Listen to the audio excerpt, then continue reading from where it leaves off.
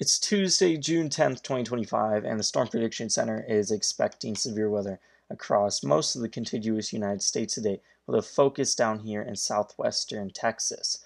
This is going to be highlighted as our only slight risk for the day, with a large marginal stretching from southeast New Mexico all the way up into the northeast. This is going to be caused mostly by a frontal boundary, as long as a couple areas of increased concern associated with a secondary and tertiary low.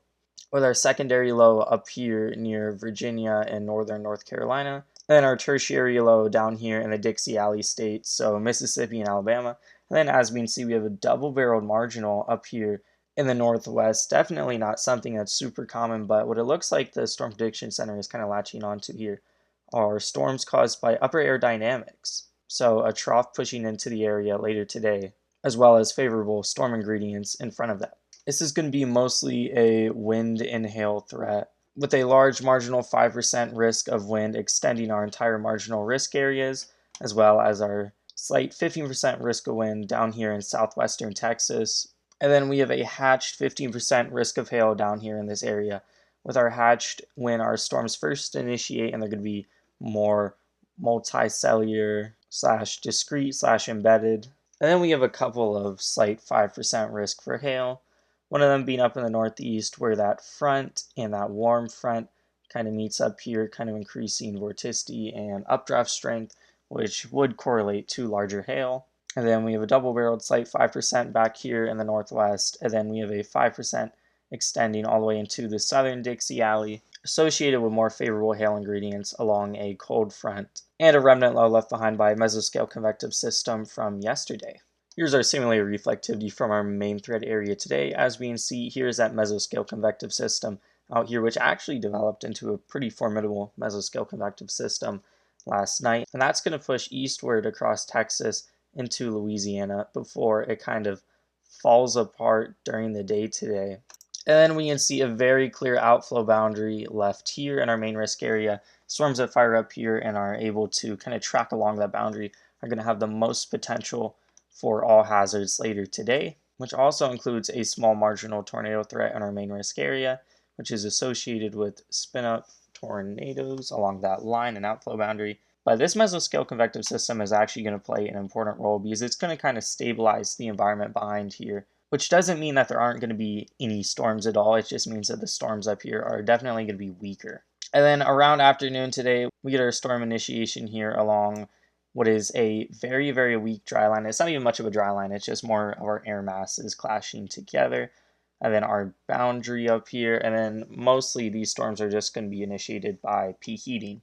In their initial stage, they have that definitely more discrete nature, which is going to kind of bolster that threat for large to very large hail. And this mode is definitely going to be more messy, so a lot of storm mergers and storm interactions going on, which could be destructive or could even increase updraft strength or maybe even cause a tornado from these storm interactions when they bump into each other.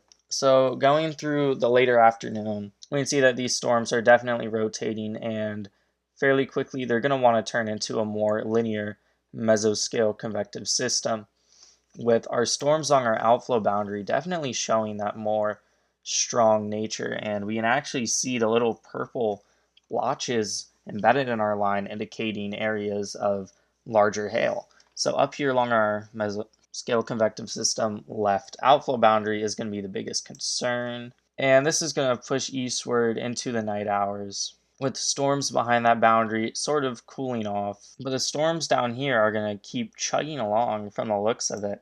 And this is actually going to span almost the entirety of the state of Texas and even start pushing up towards the DFW metro here. Down here we can see that later in the night it's going to kind of fall apart before it gets to San Antonio in Texas. And it's going to pose a conditional threat to DFW, but the DFW area is kind of notorious for having this dome created by a temperature inversion over the metro area, which can sometimes weaken storms or dissipate them all before they get there. And then this is going to go into that area that was kind of home for that mesoscale convective system earlier. So the ingredients are definitely not going to be as plentiful up here, and that's going to be another reason why these storms sort of fall apart. And after this, into Wednesday morning, it's mostly just going to be rain before the storms redevelop again into the afternoon when the ingredients sort of become more present. Here's our upper air dynamics map. We can see that we have strong flow up here in the northeast associated with storms up here, and then strong westerly, if not southwesterly flow across most of the eastern seaboard, bringing that threat for weather today.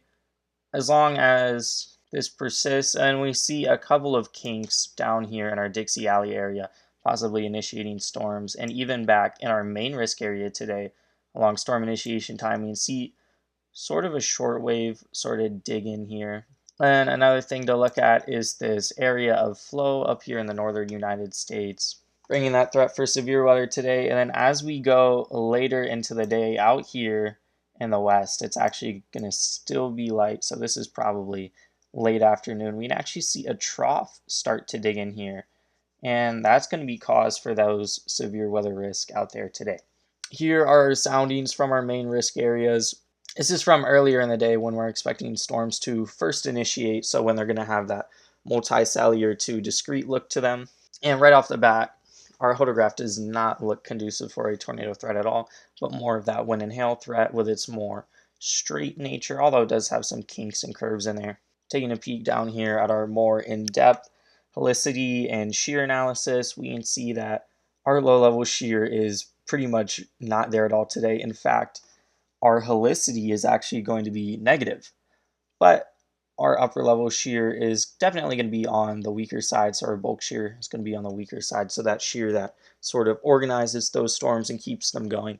But there's definitely going to be some there, and including the other ingredients today, it's probably going to be enough. From our skew T chart, we can see that we have some wind veering, which could help kind of spin those updrafts. We see that we have higher LCLs, which is indicative of that warm threat because it sort of enhances that evaporative cooling and that cold pool, which enhances that sinking air and increases that downdraft strength. We see that we have solid moisture, some dry air loft helping with that lift. We see that we have really high temperatures helping with that instability. We see that we have good lapse rates, 8.1 Celsius decreasing per kilometer, helping with the lift of those storms, including a very rapid low-level lapse rate, which could kind of be more indicative of a higher wind setup. We see that we have loads of cape nearing around 4,500, minimal capping, if not any. And then our precipitable water, we see 1.63 inches, coupled with a downdraft cape of 1,700. So considering all this, this looks like an environment that's definitely primed for a more wind and hail threat. And then this is a sounding from a little bit later around 0Z, so around that evening hours. And we can see that an ingredient sort of persists, except we see a little decrease in bulk shear. However, our downdraft cape and precipitable water and regular cape is still very high, along with those lapse rates, higher LCLs, and pretty solid moisture. So this is definitely an environment that could produce up to 80-mile-per-hour gusts today with those storms up near the outflow boundary and having that most potent nature. And then something that could produce very large hail given the ingredients.